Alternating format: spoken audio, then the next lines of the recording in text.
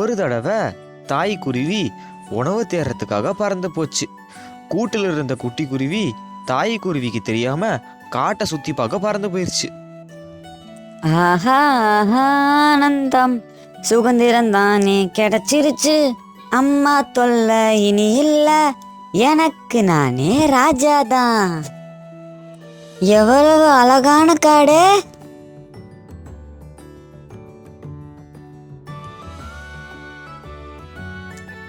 ஏ சிட்டுக்குருவியே, எங்க தனியா வந்திருக்க? உங்க அம்மா எங்க?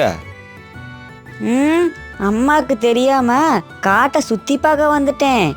இந்த இடம் எவ்வளவு அழகா இருக்கு. அழகு இருக்கிற இடத்துல தான் ஆபத்தும் இருக்கும். அம்மா இல்லாம தனியா வரக்கூடாது. நீ கூட்டுக்கு போ. அதெல்லாம் எனக்கு தெரியும். உங்களால நடக்கவும் முடியாது, பறக்கவும் முடியாது. அந்த பொறாமையில பேசுறீங்களா? எந்த பிரச்சனை வந்தாலும் நான் பாத்துக்கிறேன். அப்படியா? சரி, பார்த்து போ. அப்போ அந்த பக்கமா ஒரு குட்டி கழுகு பறந்து போச்சு. சிட்டுக்குருவியை பார்த்த உடனே அந்த குட்டி குருவியை தாக்குறதுக்காக வேகமா வந்துச்சு. அந்த பக்கம் இருந்த காகம் உடனே அந்த குட்டி கழுகை விரட்டி அடிச்சுது.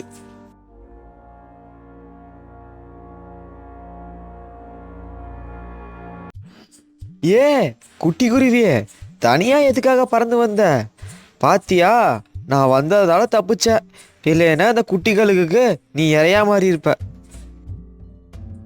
சாரி காக்கா மாமா, கூட்டை விட்டு தெரியாம வந்துட்டேன்.